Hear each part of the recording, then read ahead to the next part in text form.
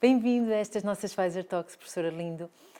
O professor Arlindo é licenciado pelo Instituto Superior Técnico, tem um doutoramento pela Universidade da Califórnia, em Berkeley, em Engenharia Eletrotécnica e de Computadores. Foi presidente da Associação Portuguesa para a Inteligência Artificial e presidente do Instituto Superior Técnico. Atualmente é diretor do INESC, professor no Instituto Superior Técnico. Leciona e tem desenvolvido trabalho de investigação, estava a dizer, há mais de 35 anos, nestas áreas de arquitetura de computadores, algoritmos, aprendizagem automática, bioinformática, neurociências. É ainda autor de mais de 100 artigos científicos e de 3 livros, publicados em diversas línguas. Portanto, aqui a pessoa mais do que indicada, um dos maiores peritos, não só em Portugal, mas a nível mundial, da inteligência artificial, para começar por nos tentar explicar, de uma forma que todos possamos entender, no fundo, o que é isto, qual é o conceito de inteligência artificial? Bom, é uma ideia antiga, que é a ideia de programar os computadores por forma que eles desempenham funções que normalmente exigem inteligência, não é? E há muitas coisas que exigem inteligência, portanto isto foi-se também clarificando ao longo dos anos, mas de maneira geral tem a ver com a ideia de programar computadores que, para funções que se forem desempenhadas por seres humanos, exigem inteligência. Pode ser demonstrar um teorema matemático, ou jogar um jogo de xadrez, ou até coisas que parecem mais simples para nós, mas realmente não são, como reconhecer a face de uma pessoa ou reconhecer o que é ouvido, não é? Uma língua falada. Tudo isso são coisas que requerem inteligência e ao longo destes 70 anos que dura esta ambição, temos conseguido progressivamente resolver uns problemas melhor, outros pior, mas é essa um bocadinho a ideia. Hoje em dia, este tema é alvo de uma grande discussão a nível mundial. Há quem considere que toda esta temática, as ferramentas, as aplicações, os desenvolvimentos de inteligência artificial estão a ocorrer a um ritmo demasiado avançado e que pode constituir também alguns perigos. Há quem diga também que isso não é verdade, que os benefícios suplantam essas dúvidas e essas questões. Qual é a sua opinião, professor Arlindo? Como é que acha? De facto, embora é uma área que tem vindo sempre a acelerar, para dizer a verdade, mas nos últimos 10 anos houve o que é conhecido como a revolução da aprendizagem profunda, que se refere ao facto de se usarem algoritmos de aprendizagem automática, dos computadores aprenderem a partir de dados e de usarem umas arquiteturas especiais que chamam redes neuronais profundas. E de há 10 anos a esta parte conseguimos programar os computadores para fazer coisas que antes não conseguíamos, como, por exemplo, reconhecer imagens, reconhecer faces, aquilo que agora usamos para desbloquear um telemóvel, jogar e aprender sozinho a jogar jogos como o Go ou o xadrez, foi um desenvolvimento que tiveram lugar aqui há uns 5 anos e que tiveram isso, e mais recentemente, nos últimos 3 anos, a tornarem-se bastante competentes a manusear, a perceber língua escrita e também falada, mas especialmente escrita.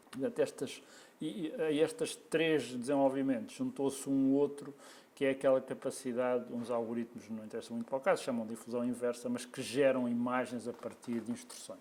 Portanto, estes 4 desenvolvimentos, houve outros, mas estes são os mais importantes, fazem com que nos últimos 10 anos tenha havido uma grande atenção prestada a estas áreas.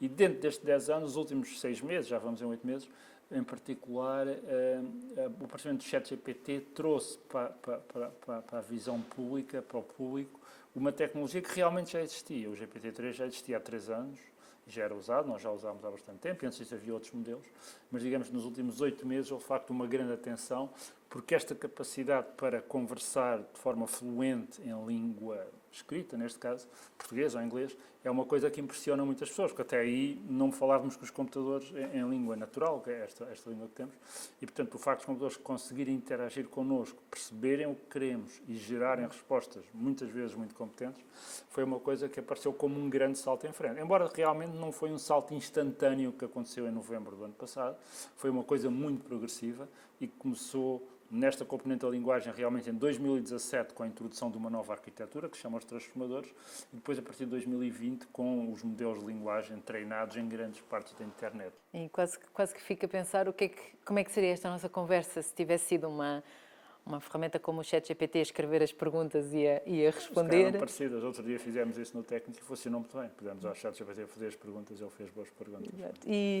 E isso tem levado muito a esta questão de até que ponto é que este tipo de avanços poderá ou não constituir alguns desafios para determinadas profissões, a substituição daquilo que no fundo somos nós, seres humanos, enquanto trabalhadores, versus a criação até de oportunidades noutras áreas. Como é que vê esta dualidade? Há um conjunto de preocupações com esta tecnologia, não é? Uma delas é exatamente essa que refere, que é estes sistemas são razoavelmente competentes, eu já posso referir um bocadinho mais, mas são razoavelmente competentes a gerir coisas que têm a ver com linguagem, por exemplo, pareceres jurídicos ou artigos de jornais sobre um tema, ou redações ou composições sobre um tema, são bastante competentes. E, portanto, levanta-se a questão se, à medida que a tecnologia for sendo adotada, não teremos setores inteiros de certas áreas, como, por exemplo, o jornalismo, a escrita de artigos, ou algumas partes da profissão jurídica, ou a tradução automática, se não iremos ter grandes setores dessas áreas a serem completamente substituídos por máquinas. Isso não é totalmente impossível de acontecer. Pelo lado positivo, podemos pensar que estão a aumentar a produtividade dessas profissões. Não é? Da mesma maneira que a agricultura agora tem muito menos pessoas a trabalhar porque usam máquinas que aumentaram a produtividade,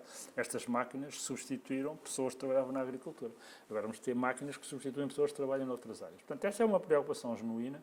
A sensação, porém, que é partilhada pela maior parte das pessoas, é que essa alteração será gradual e que os benefícios que trará em termos de aumento de produtividade mais do que compensarão as eventuais disrupções em termos de aumento de desemprego. E, portanto, aí há um bocadinho aquele medo, bom, mas se calhar os seres humanos vão ficar para trás, vamos ter aqui sistemas muito mais inteligentes, vão ser muito mais competentes a fazer descobertas científicas, muito mais competentes a fazer arte ou a escrever livros, e, portanto, os seres humanos poderão ficar para trás e, em última análise, serem considerados inúteis numa sociedade de máquinas e que devíamos estar preparados para eventualmente conter estes desenvolvimentos se eles vierem a tornar-se perigosos. Portanto, há uma discussão grande no seio da comunidade e, embora a esmagadora maioria das pessoas sejam otimistas, há uma fração relevante dos investigadores que acham que é um risco real.